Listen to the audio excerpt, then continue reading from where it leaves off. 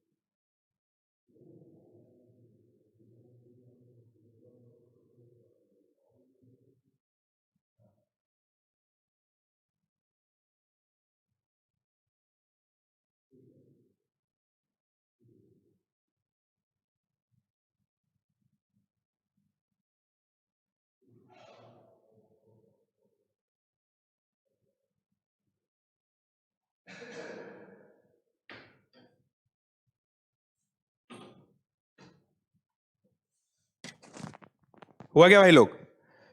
हो गए?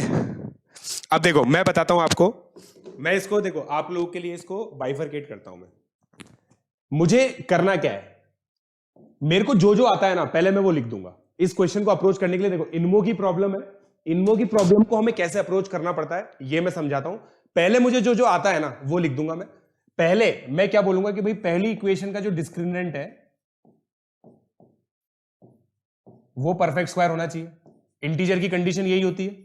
और दूसरी इक्वेशन का जो डिस्क्रिमिनेंट है वो भी परफेक्ट स्क्वायर होना चाहिए। राइट, मैंने ये मान लिया। m और n इस तरह से ले लिए। कोई दुविधा हो तो बता दो भाई लोग। इससे मैं ये कह सकता हूं कि a square minus 4b m square है।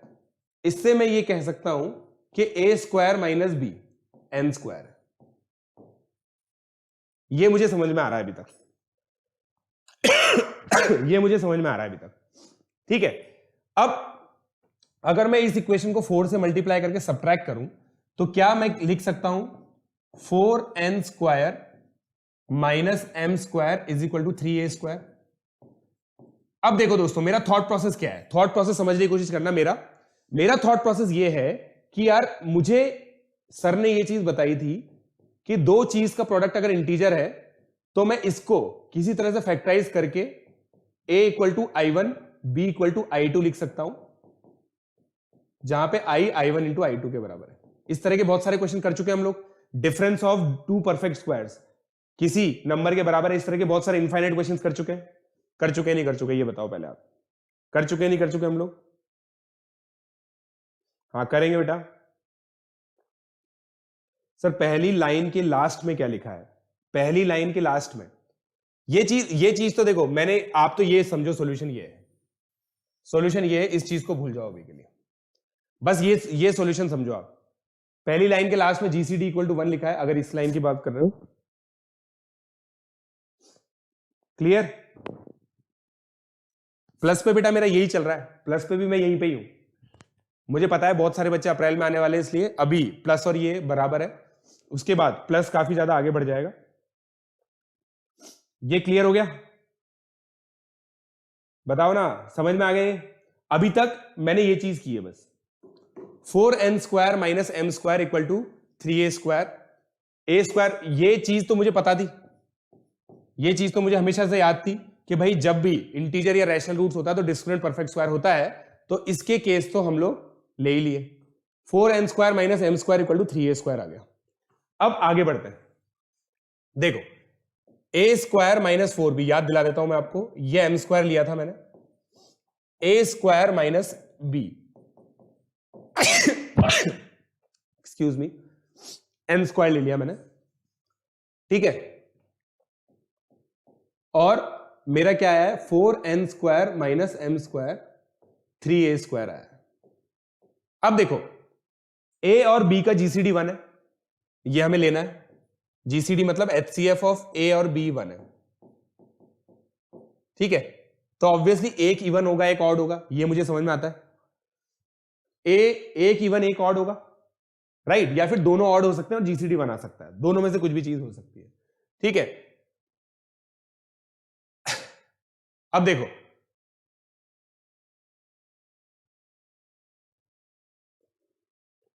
दोनों केस में, अब आप समझने की कोशिश करना, अगर मान लो दोनों में से एक इवन है एक ऑड है, मान लो ए ऑड है बी इवन है, तो ये ऑड आ जाएगा। ए इवन है बी ऑड है तो ये इवन आ जाएगा एम। दोनों केस समझ में आए? ए इवन है बी भी इवन है, 4 भी इवन है, तो इवन माइनस इवन इवन होता है, तो एम इवन आ जाएगा। अगर ए ऑड है और बी इवन है तो ये ऑड आ जाएगा, राइट। बट अब देखना, अगर ए मैंने इवन ले लिया, ए इवन लिया, ये भी इवन ले लिया, ये तो इवन आएगा, ए इवन है तो ये भी इवन होगा, बी ऑड लिया तो फिर ये ऑड आ जाएगा।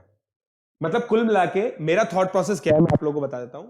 मैं इस तरह से लेना चाहता हूं एम और एन को कि जीसीडी एम कॉमा एन 1 आ जाए, ये मुझे लेना है, राइट। इनमो की प्रॉब्लम है, थॉट प्रोसेस बहुत ज्यादा होगी, सोचना बहुत ज्यादा पड़ेगा, अज्यूम बहुत ज्यादा करना पड़ेगा, ठीक है। बी को हमें एक्सप्रेस करने की जरूरत नहीं है। हाय दीपल, ठीक है, तो जीसीडी एम कॉमा एन 1 आ गया, जीसीडी एम कॉमा एन 1 आ गया। अब देखो दोस्तों, एम कॉमा एन 1 ने 1 लिया है, अगर जीसीडी एम कॉमा एन 1 है तो GCD of 2n minus M और 2n प्लस एम भी 1 होगा, यह हमें प्रूव करना पड़ेगा।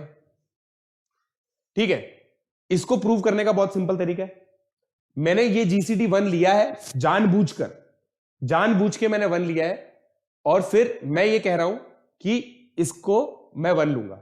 देखो इसको कहने का रीजन देखो, मैं बताता हूं आपको, इसको मैं कैसे कह रहा हूं ये बता देता हूं। देखो ए स्क्वायर माइनस बी एम है और ए स्क्वायर माइनस 4b एन है, सॉरी ये एन स्क्वायर है, ये एम स्क्वायर है। क्योंकि मेरा ए और बी का जीसीडी 1 है ना, तो मैं कुछ ना कुछ ऐसा सिलेक्शन कर सकता हूं जिससे एम और एन का भी जीसीडी 1 आ जाए, बट मुझे यह प्रूव करना पड़ेगा जैसे मैंने आपको बताया।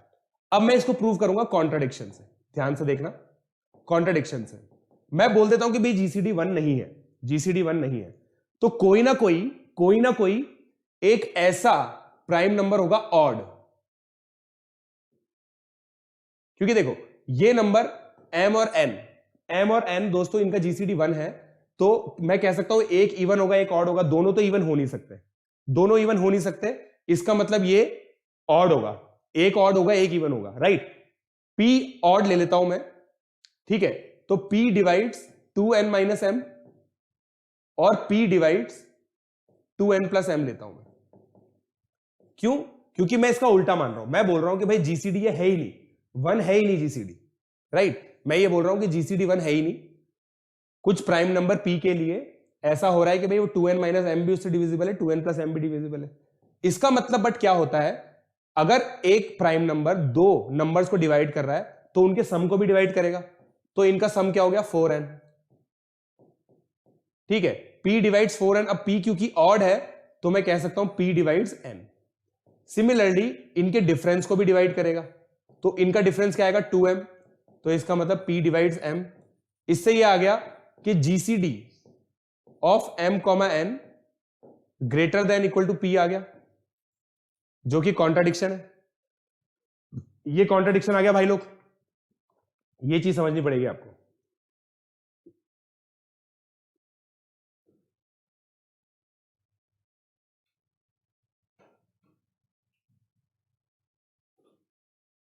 ठीक है, अब जीसीडी देखो, पॉइंट ये है, आप अभी भी समझो, मेरा क्वेश्चन सॉल्व करने के लिए क्या कंडीशन है, we just need to find m comma n, we just need to find a comma b such that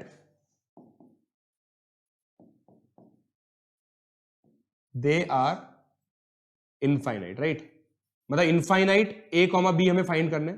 इसका मतलब यह है कि मैं a को, जैसे मान लो मैं एग्जांपल लेता हूं, अगर मैं a को k square plus k plus 1 मान लूं और b को k square plus k plus 2 मान लूं, अब आप समझने की कोशिश करना, मान लो तो ये दोनों कंसेक्यूटिव नंबर्स हैं, a और b कंसेक्यूटिव नंबर्स हैं, इसका मतलब जीसीडी ऑफ a और b 1 होगा, राइट। और k अगर इंटीजर ले लूं मैं तो a और b हमेशा इंटीजर आएंगे, तो अगर मैं a और b को इस तरह से निकालने में कामयाब हो जाऊं तो a और b इनफाइनाइट तरीके से मैं लिख सकता हूं, there are infinite a and b such that a equal to k square plus k plus 1, b equal to k square plus k plus 1, such that GCD of a and b is 1. There are infinite a and b. So my pursuit is this only, that I want to find a and b as expressions of some variable which I can assume, and if I get such expression then I can definitely say that there exist infinite values of a and b. There exist infinite values of a and b such that these two equations have integer roots. This is my contention. इसलिए अब उस expression को निकालने के लिए मैं ये मान सकता हूं कि जीसीडी m कॉमा n 1 होगा, क्योंकि इनफाइनाइट इंटीजर पेयर m और n ऐसे एग्जिस्ट करते हैं जिनका जीसीडी 1 आएगा, राइट। मैंने ये अज्यूम किया,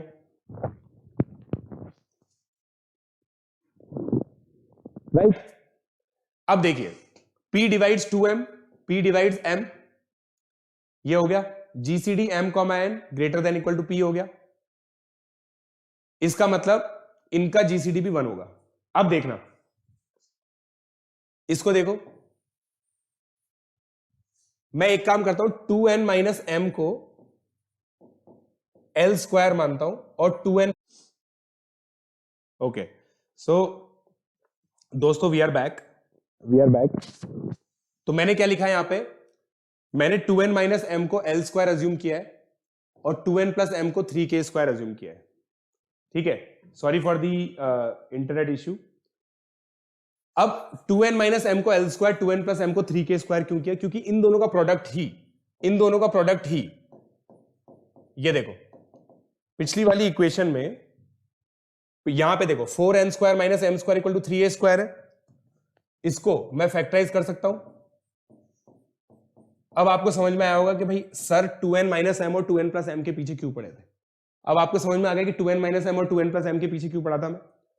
अब देखो, मैं 2n माइनस m और 2n प्लस m को ये मान लेता हूं, तो a कितना हो गया kl, a क्या हो गया भाई लोग kl, kl इंटीजर है तो a की वैल्यू कुछ ना कुछ आ गई। अब पॉइंट ये है कि मैं b निकालूंगा। अब देखना 2n प्लस m मेरा L स्क्वायर आया, sorry minus m L square आया, 2n प्लस m मेरा 3k स्क्वायर आया। तो क्या मैं कह सकता हूं कि भाई 3k square minus L square by 2 m होगा। ये मेरा m आ गया, राइट। अब देखना, ये मेरा m आ गया, मुझे पता है कि भाई a square minus 4b, a square minus 4b m square था। ठीक है, तो a स्क्वायर, a क्या है, k square L square minus m square 4b हो गया। ठीक है, k square L square minus 3k square minus L square upon 2 का होल स्क्वायर हो गया भाई लोग, equal to 4b, equal to 4b, right. अब हमें यह प्रूव करना है कि भाई देखो, ये मेरा देखो a का एक्सप्रेशन निकल गया, k और l क्या है, आर्बिट्ररी इंटीजर्स है। k और l आर्बिट्ररी इंटीजर्स हैं, तो a की इनफाइनाइट वैल्यूज होंगी। उन इनफाइनाइट वैल्यूज के लिए मुझे b की इनफाइनाइट वैल्यूज मिल जाएंगी, रैंडमली मैंने निकाला है, तो b की इनफाइनाइट वैल्यूज मेरे को मिल गई, b की इनफाइनाइट वैल्यूज मिल गई, a की इनफाइनाइट वैल्यूज मिल गई, तो a और b के इनफाइनाइट पेयर्स आ गए हमारे पास। और हम लोगों ने हमेशा m और n को इस तरह से चूज किया था कि हमारा GCD 1 ही आएगा। समझ में आई क्या मेरी बात?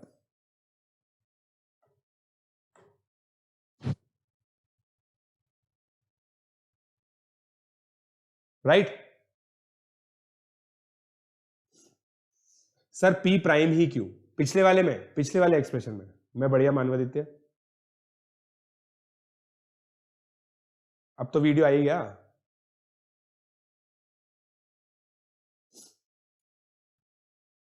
क्या कर रहे हैं अब यार, बताओ क्या कर रहे हैं अब यार, करना पड़ता है। मैंने आपको बोल दिया था स्टार्टिंग में ही, ऐसा हो सकता है कि आज के वीडियो में हम लोग 2 या 3 क्वेश्चन ही करें। तो ये आ गया। अब देखो दोस्तों, इनमो लेवल का क्वेश्चन था ये, तो हमें प्रॉब्लम होनी लाजमी थी। ठीक है, तो ये एक क्वेश्चन किया हम लोगों ने, ये है शायद क्वेश्चन नंबर 45। क्वेश्चन नंबर 45 है ये, चेक योर अंडरस्टैंडिंग का क्वेश्चन नंबर 45 है। ठीक है, अब अगला क्वेश्चन लेते हैं हम लोग। अब अगला क्वेश्चन लेते हैं चेक योर अंडरस्टैंडिंग का ही, question number 46।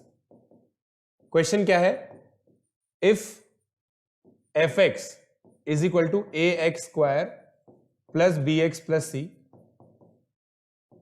Mod fx less than equal to 1 when x is 0 to 1, then prove that mod a plus mod B plus mod C less than equal to 17। ये हमें prove करना है भाई लोग, prove करो ये।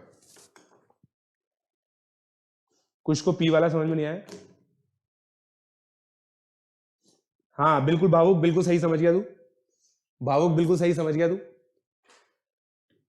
P वाला देखो दोस्तों कॉन्ट्रडिक्शन से किया था, आप लोग ये ट्राई करो, तब तक इस क्वेश्चन को लिख के आप लोग ट्राई कर सकते हो, तब तक मैं दूसरा समझाता हूं।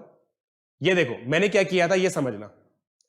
हमें जैसे रूट टू रैशनल प्रूव करना होता है, इररेशनल सॉरी, तो हम क्या करते हैं, कॉन्ट्रडिक्शन से करते हैं, रूट टू को रैशनल मानते हैं और फिर ऐसी सिचुएशन पे पहुंचते हैं ताकि कॉन्ट्रडिक्शन आ जाए।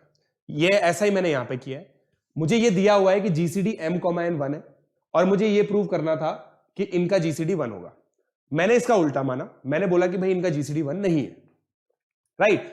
तो अगर इनका जीसीडी 1 नहीं है तो कुछ भी हो सकता है, 6 हो सकता है, 8 हो सकता है, 10 हो सकता है, बट 6 क्या है 2 इंटू 3, 8 क्या है 2 क्यूब, 10 क्या है 2 इंटू 5।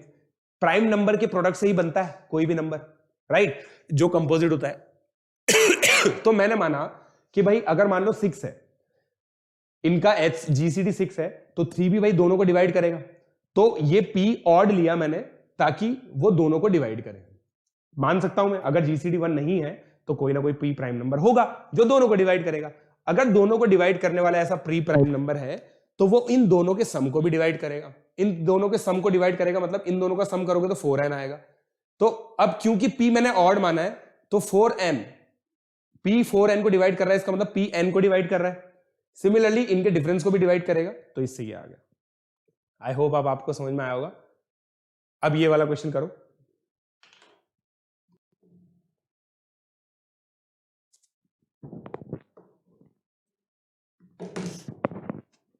चलो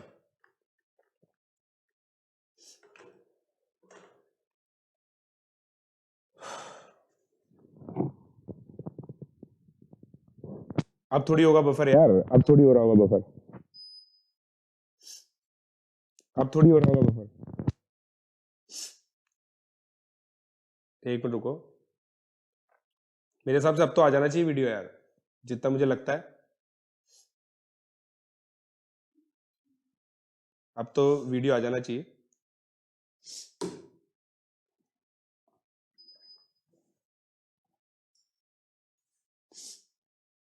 बफरिंग अभी बफर हो रहा है।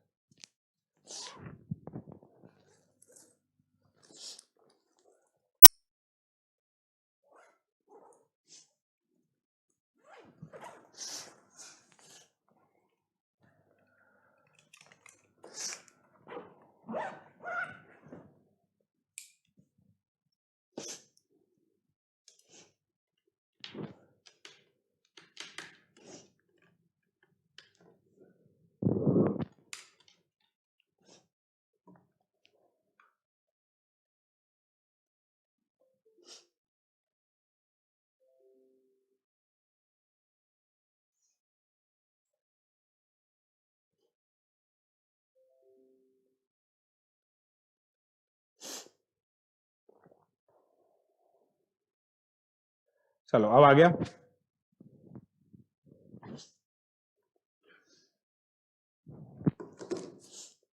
आई होप अब आप लोगों का सिचुएशन क्लियर हो गया होगा। So sorry for the internet issues. तो हम लोगों ने देखो ए को केएल कैसे अज्यूम किया, ए को हम लोगों ने केएल कैसे अज्यूम किया, बहुत सिंपल है। मैंने ए को अज्यूम नहीं किया, मैंने 2n माइनस एम और 2n प्लस एम को अज्यूम किया, पहली बात तो ये, ठीक है। 2n माइनस एम और 2n प्लस एम का जीसीडी 1 है, तो इस समय कह सकता हूं ए एल और के का जीसीडी 1 है, ठीक है। तो 2n माइनस एम को L square, 2n plus M को 3k स्क्वायर करूंगा तो इन दोनों का product 3k square L square होगा जो 3a स्क्वायर के बराबर है, तो a kl आ जाएगा इससे। ये चीज है सबसे इंपॉर्टेंट। चलो अब ये देखो, ये क्वेश्चन करते हैं, mod F X less than equal to 1,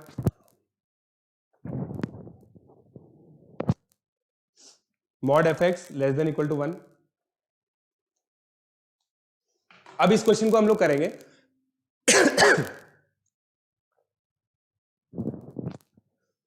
right.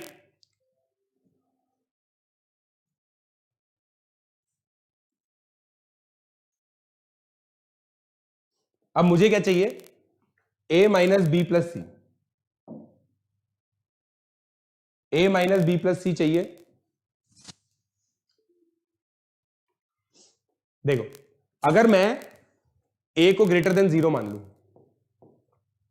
b को लेस देन 0 मान लू, c को ग्रेटर देन 0 मान लू, ये e मानता हूं मैं इसको, तो क्या ये एक्सप्रेशन मेरा a माइनस बी प्लस सी हो जाएगा? होगा या नहीं होगा? राइट क्योंकि मॉड ए, अगर a पॉजिटिव है तो मॉड ए तो a ही होगा, b नेगेटिव है तो मॉड b माइनस b होगा, और मॉड c प्लस c होगा। तो इन तीनों का सम a माइनस बी प्लस सी आएगा। राइट राइट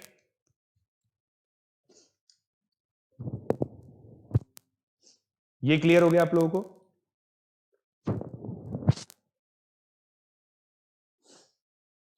अब देखो मुझे ये चीज मिल गई कि भाई, अब देखना, अब सुनना मेरी बात, मैं क्या करूंगा, मुझे ये चीज पता है कि भाई जो fx है ना वो लेस देन इक्वल टू 1 है, fx less than equal to 1 है x 0 से हाफ के बीच में। अब मुझे बताओ f ऑफ 0 क्या मैं कह सकता हूं c होगा, f of 1 a plus B plus C होगा, और f of half a minus B plus a by 4 plus b by 2 plus c होगा। राइट अब देखना, अगर मान लो मेरा a greater than 0, b greater than 0, c greater than 0 होता, तो मुझे e की वैल्यू ये बतानी होती, a प्लस बी प्लस सी, जो कि f ऑफ 1 के बराबर होता, और मुझे दे रखा है कि mod F X less than equal to 1 है जब x 0 से 1 है। x अगर 0 से 1 है इसका मतलब f ऑफ 1 भी लेस देन इक्वल टू 1 है, ये लेस देन इक्वल टू 1 होता जो कि 17 से छोटा है, तो मेरा काम हो जाता, अगर a b c पॉजिटिव है तो मेरा काम हो गया। अब मैं करता हूं a माइनस बी प्लस सी, इस एक्सप्रेशन को मैं देखने की कोशिश करता हूं। ठीक है, ग्राफ से नहीं करना बेटा, ग्राफ से हम लोग नहीं कर सकते, हमें अलजेब्राइकली करना पड़ेगा। Graphical methods are not accepted in INMO and RMO because they are subjective. अब देखो, मैं इस e को p times f of 0 plus q times f of 1 plus r times f of half लिखता हूं। p q r की value निकालूंगा। एक e क्या है, a minus B plus C, f of 0 क्या है, c, pc plus q into A plus B plus C plus r into A by 4 plus B by 2 plus C. ये समझ में आया? मैंने बस लिख के देखा है। अब मैं पी क्यू आर की वैल्यू निकालता हूं, पी क्यू आर की वैल्यू निकालता हूं, कोफिशिएंट कंपेयर कर लेता हूं मैं। अब कोफिशिएंट कंपेयर करता हूं, ए का कोफिशिएंट देखो 1 है, ए का कोफिशिएंट 1 है, यहां से कितना आएगा, q plus R by 4। B का कोफिशिएंट -1 है, यहां से क्या आएगा, q प्लस आर बाय 2, और सी का कोफिशिएंट क्या है, 1 है, यहां से कितना आएगा, p प्लस q प्लस आर। ठीक है, अब इन दोनों को सब्ट्रैक्ट करोगे तो r की वैल्यू आएगी, इन दोनों को मैं सब्ट्रैक्ट करूंगा तो देखना क्या आएगा, 2 is equal to minus R by 4, तो r की वैल्यू आ गई -8। r की वैल्यू -8 आई तो q की वैल्यू 5 आ गई, q की वैल्यू 3 आ गई, सॉरी q की वैल्यू 3 आ गई, देख लो आप, q की वैल्यू 3 आ गई, q की वैल्यू 3 है, r की वैल्यू -8 है, तो p की वैल्यू 6 आ गई। इसका मतलब मैं यहां पे ऐसे लिख सकता हूं, a minus B plus C is equal to 6 times f of 0 plus 3 times f of 1 minus 8 times f of half. Right, ये मानते हैं हम लोग, ये मानते हैं सर हाफ पे ही वैल्यू हमने क्यों ली? मतलब देखो ये है ना, एक चीज समझो कि मैं हाफ की जगह कुछ और भी ले सकता था, कोई दिक्कत नहीं आएगी उससे कोई भी दिक्कत नहीं आएगी उससे, ये पक्का है आप 3/4 लेके भी कर सकते हो। हाफ मैंने इसलिए क्योंकि कैलकुलेशन बहुत इजी हो जाएगी। 0 और 1 का बीच का क्या वैल्यू होती है? हाफ। 0 और 1 के बीच की वैल्यू क्या होती है? हाफ। तो उससे कैलकुलेशन इजी हो जाएगी, इसलिए मैंने एफ ऑफ हाफ लिया। तो मैं ई को ऐसे लिख सकता हूं। ये बहुत सबसे क्रिटिकल स्टेप है, मोस्ट क्रिटिकल स्टेप। बिल्कुल प्री आरएमओ आरएमओ लेवल के क्वेश्चंस कर रहे हैं हम लोग दोस्तों यहां पे, राइट? बेटा मैं प्री आरएमओ का पूरा कोर्स लेके आ चुका हूं। अब देखना दोस्तों, मेरा ई क्या है? 6 times F of 0 plus 3 times F of 1 minus 8 times F of half, right? अब इसकी मैक्सिमम वैल्यू कब होगी? जब मैं f0 को मैक्सिमाइज करूं, f ऑफ 1 को मैक्सिमाइज करूं और f ऑफ हाफ को मिनिमाइज करूं।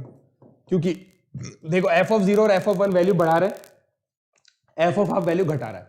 अब fx मेरा -1 से 1 है, तो मिनिमम वैल्यू -1 हो सकती है, तो मैं f ऑफ हाफ को -1 ले लूं, है ना? मैं देखना सुनना मैं क्या लिखूंगा, ध्यान से देखना, मजा आएगा आपको। मैं कह सकता हूं कि भाई f of half greater than equal to -half है, ग्रेटर देन इक्वल टू -1 है, राइट? इसका मतलब है 8 -8 is equal to 8 times F of half, या फिर 8 greater than equal to -8 F of half, ऐसा लिख सकता हूं मैं। माइनस से मल्टीप्लाई किया तो इनइक्वालिटी का साइन चेंज हो जाएगा। सिमिलरली ये इक्वेशन 1 है, 6 टाइम्स एफ ऑफ 0 6 से छोटा होगा, और 3 से छोटा कौन होगा? 3 टाइम्स एफ ऑफ 1, क्योंकि एफ ऑफ 0 और एफ ऑफ 1 की मैक्सिमम वैल्यू 1 1 1 है। अब इन तीनों इक्वेशन को ऐड करो, equation 1 plus equation 2 plus equation 3। अगर इन तीनों इक्वेशन को हम लोग ऐड करेंगे तो लेफ्ट हैंड साइड में तो मेरा ई बन जाएगा, राइट हैंड साइड में मेरा 17 बन जाएगा। 8 प्लस 6 प्लस 3 17, तो ई लेस देन इक्वल टू 17 आ गया। यही हमें प्रूव करना था। देखो हमें प्रूव यही करना था कि mod A plus mod B plus mod C less than equal to 17 होना चाहिए। ये मेरा प्रूव हो गया, राइट?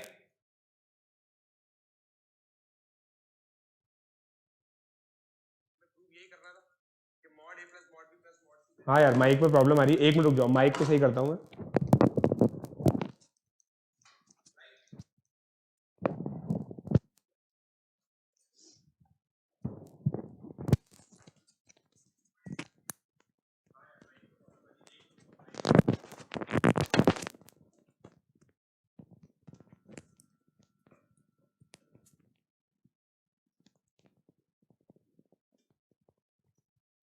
देखो अभी सही है क्या माइक?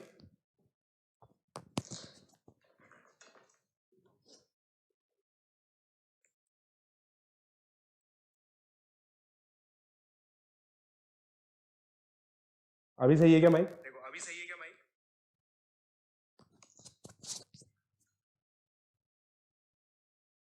चलो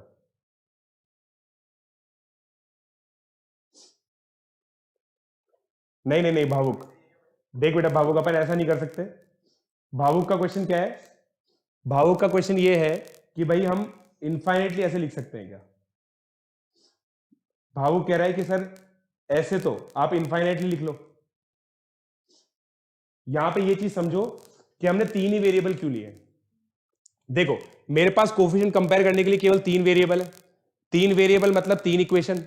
3 इक्वेशन मतलब मैं 3 ही ऐसे एस्पेक्ट ले सकता हूं, तभी तो 3 इक्वेशन बनाऊंगा मैं।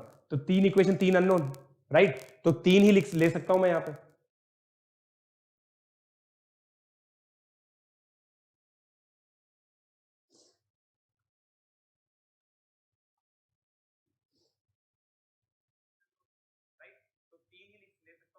हाँ यार माइक पे तो कंसिस्टेंटली प्रॉब्लम आ रही है, स्टैटिक वॉइस आ रही है इसके अंदर।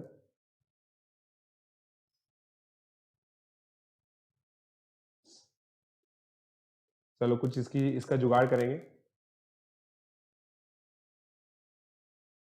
हाँ, हाफ की जगह कोई और भी ले सकते हैं, ऐसा कोई इशू नहीं है, हाफ की जगह कुछ और भी ले सकते थे तो भी आपका यही आंसर आता। ठीक है, चलो अपन एक काम करते हैं, मैं आपके लिए पता 3/4 लेके देखता हूं। जैसे मान लो केस 2 लेते हैं हम लोग, केस 2 लेते हैं, A less than 0, B less than 0, C greater than 0, ये लेता हूं। तो मेरा ई क्या आ गया, -a -b प्लस सी। मुझे इसको मैक्सिमाइज करना है, राइट। अब मैं क्या करूंगा, आप लोगों के कहने पर मैं ये करता हूं, -a -b plus C equal to p times f of 0 plus q times f of 1 plus r times f of 3/4 करता हूं, या फिर 1/3 करता हूं। यार देखो 3/4 में तो बहुत कैलकुलेशन हो जाएगी अपनी, 1/3 करता हूं मैं। ठीक है, तो p times c plus q times a plus b plus c plus r times a/9 plus b/3 plus c। फिर कोफिशिएंट कंपेयर करूंगा, -1 is equal to q plus r/9, -1 is equal to q plus r/3, और c का क्या आएगा, p plus q plus r, 1 is equal to p plus q plus r, right. ये लिख लिया मैंने। अब मैं q की वैल्यू निकालता हूं इसके अंदर, तो इसको सब्ट्रैक्ट कर दूंगा मैं। तो देखो q की वैल्यू -1 और r की वैल्यू 0 आ जाएगी। अगर मैं ये ले लूं तो मेरा काम हो जाएगा, q की वैल्यू -1 और r की वैल्यू 0 ले लूं तो, ठीक है, q की वैल्यू -1 और r की वैल्यू 0, q की वैल्यू -1 लेते ही मेरा p का वैल्यू 2 आ जाएगा। इसका मतलब -a - b प्लस c को मैं लिख सकता हूं 2 times f of 0 minus q times -1 times f of 1, ऐसे लिख सकता हूं भाई लोग। बस बिल्कुल सही है। ऐसे लिखते ही मैं कह सकता हूं कि ये लेस देन इक्वल टू 3 आ जाएगा, जो कि लेस देन 17 है। कुछ भी ले सकते हो आप, जो मर्जी आए ले लो, जो मर्जी आए ले लो आप, राइट। नंबर थ्योरी अप्रैल में होगी।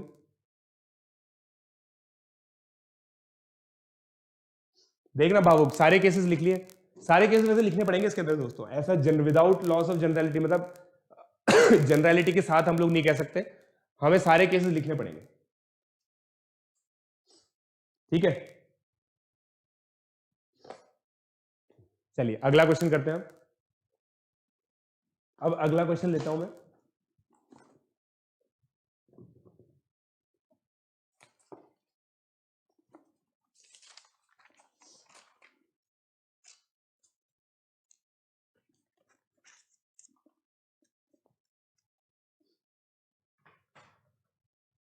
चलो अब क्वेश्चन ये दिया हुआ है, क्वेश्चन नंबर 6 बोल रहा हूं, चैलेंज और अंडरस्टैंडिंग का, चैलेंज और अंडरस्टैंडिंग का क्वेश्चन नंबर 6 बोल रहा है एक बच्चा। ये तो फिर भी इजी क्वेश्चन है। अब देखो अगला क्वेश्चन हम लोग लेते हैं, क्वेश्चन नंबर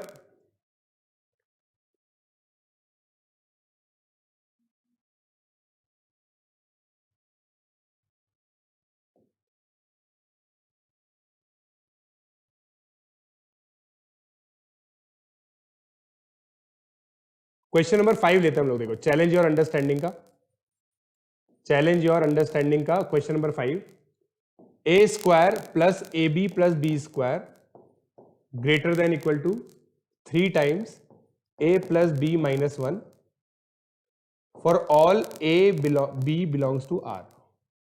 मतलब ये नंबर हमेशा इससे बड़ा होता है। अब ए बी रियल नंबर दे रखे हैं दोस्तों, पॉजिटिव पॉजिटिव नहीं दे रखा, तो एम जी एम तो लगेगा नहीं इसके अंदर। अब क्वाड्रेटिक की थियरी से करो इसको आप।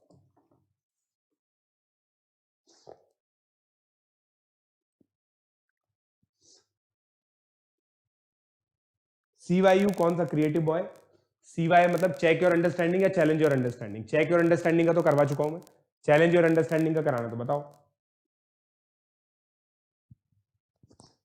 पाथ फाइंडर कर लो यार, पाथ फाइंडर एक अच्छी बुक है क्योंकि ये आरएमओ इनमो के लिए बनी है, या फिर मनोचा ले सकते हो, फिर challenges and thrills of mathematics ले सकते हो, आपका मर्जी है। ठीक है, ट्राई आउट करो।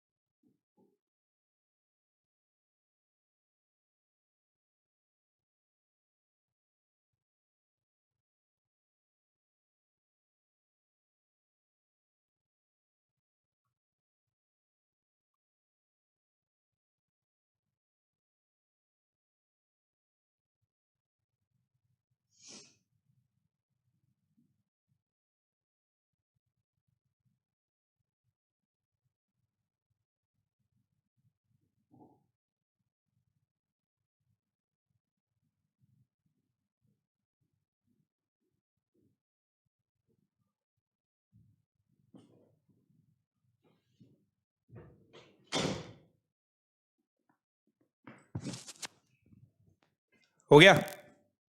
ट्राई आउट किया क्या आप लोगों ने? जेई के लिए तो इतना हेल्पफुल नहीं है यार ये। विद सॉल्यूशन ही आएगा, विद सॉल्यूशन ही आएगा, विद सॉल्यूशन ही आएगा मेरा बुक।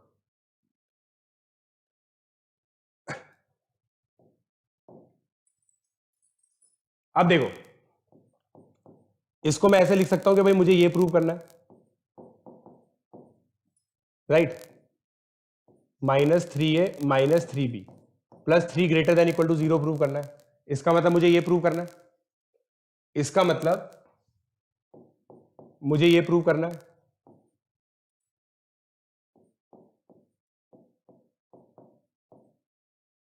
ठीक है, मुझे ये प्रूव करना है,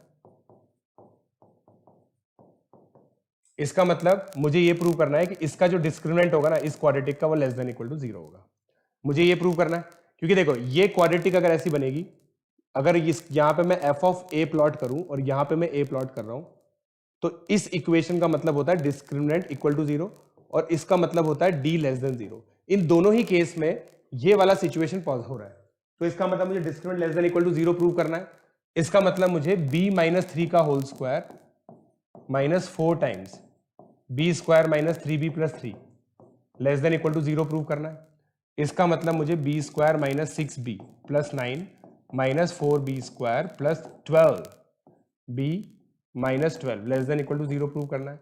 इसका मतलब मुझे -3b square + 6b -3 less than equal to 0 prove करना है। इसका मतलब मुझे b square -2b + 1 greater than equal to 0 prove करना है। इसका मतलब मुझे ये प्रूव करना है कि b - 1 square greater than equal to 1 होता है, ग्रेटर देन इक्वल टू 0 होता है, जो हमेशा होता है, राइट?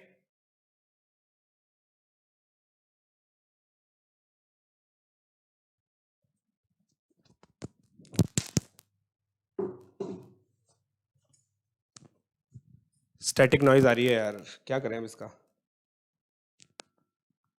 AMGM नहीं लगा सकते आप, क्योंकि A और B पॉजिटिव नहीं दे रखे। AMGM आप नहीं लगा सकते इसके अंदर, पाप है ये AMGM लगाना।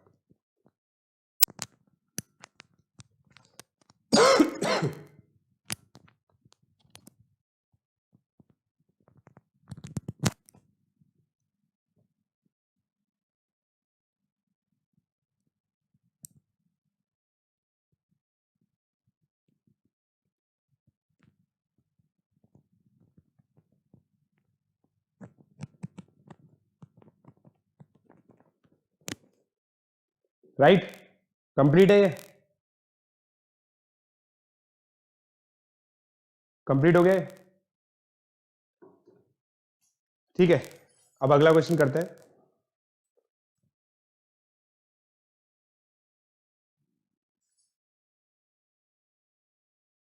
There is better method using factorisation. Factorise हो जाएगा क्या? हो जाता होगा यार फैक्टराइज। इसका मतलब देखो, फैक्टराइज करने का तरीका बताऊं मैं तुम्हें, क्या आएगा इसको फैक्टराइज करने का तरीका? b - 1 का होल स्क्वायर, b - 3 b - 1, हाँ ये फैक्टराइज हो जाएगा दोस्तों, ये फैक्टराइज हो जाएगा, ये बिल्कुल सही बोल रहा है बच्चा। बट फैक्टराइज करने के लिए अच्छी खासी मेहनत लगेगी, अच्छी खासी मेहनत लगेगी आपकी इसके अंदर। फैक्टराइज तो हो जाएगा ये।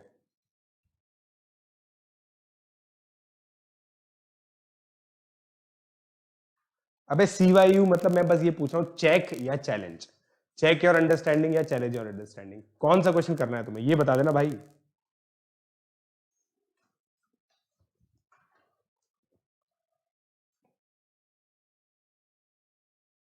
A - 1 और B - 1 नहीं कर सकते,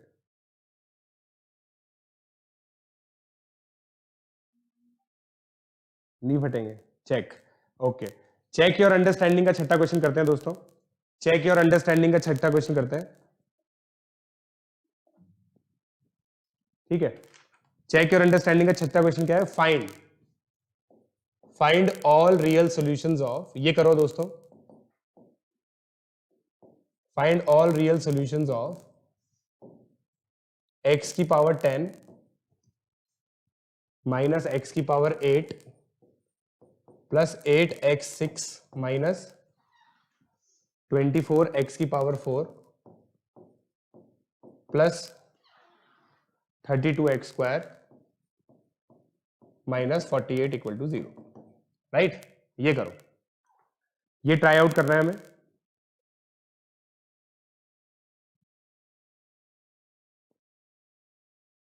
देखो दोस्तों, बाकी सब चीजें अपने को प्लस पे मिलेंगी, ये पता ही है अपने को, बट इससे भी काफी हो जाएगा यार, बहुत सारा चीज मैं दे रहा हूं ऑलरेडी। अब देखो दोस्तों, मैं अगर एक्स स्क्वायर को टी मानूं तो ये हो गया टी की पावर 5 माइनस टी की power 4 plus 8t cube minus 24t square plus 32t minus 48 equal to 0। अब इंटीजर रूट थ्योरम लगाऊंगा मैं इसके अंदर। इंटीजर रूट थ्योरम के अनुसार देखो 2 इसका रूट है या नहीं है, 2 इसका रूट है या नहीं है। देखो t की वैल्यू 2 देखते हैं, t इसका रूट है या नहीं है, t इक्वल टू 2, तो 2 की पावर 5 माइनस 2 की पावर 4, यहां 16 आ गया, 16 plus 64 80 minus 96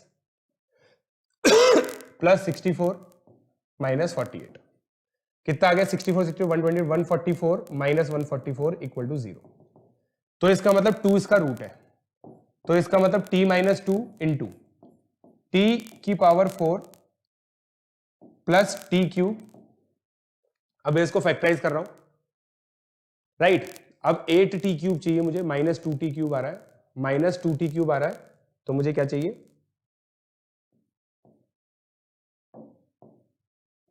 minus 6t square, minus 6t square चाहिए मुझे,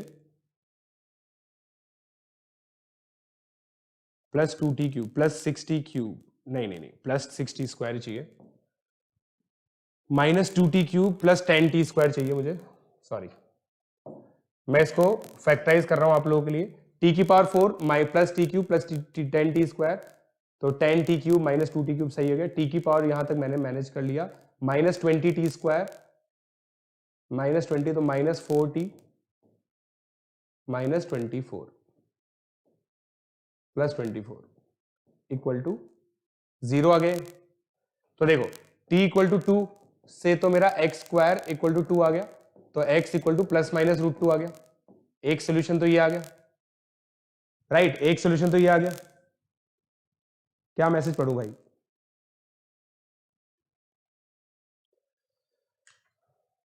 आई होप आप लोग समझ गए।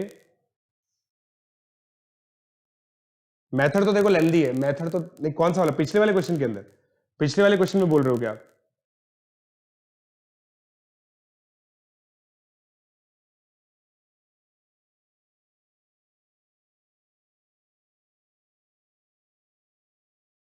पिछले वाले क्वेश्चन में बोल रहे हो क्या?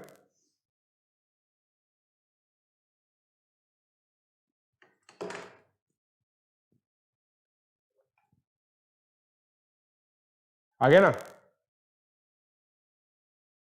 चलो, सो दोस्तों बफर से भरा हुआ लेक्चर था आज का, बहुत दुख हो रहा है मुझे भी, ठीक है, but nonetheless this is where we are, find all real solution. So दोस्तों अब कल वाले लेक्चर में देखो, इस पूरे हफ्ते में हम लोग ये पूरे सारे क्वेश्चंस करेंगे, चेक योर अंडरस्टैंडिंग के सारे क्वेश्चंस करेंगे। तो आप लोग कल के लिए पहले 10 क्वेश्चन, चैलेंज योर अंडरस्टैंडिंग के पहले 10 क्वेश्चन प्रिपेयर करके ला सकते हैं, ठीक है, और चेक योर अंडरस्टैंडिंग के भी कोई भी क्वेश्चन हम लोग कर सकते हैं, ठीक है। तो चेक योर अंडरस्टैंडिंग के 49 क्वेश्चन हम लोग कल करेंगे, राइट।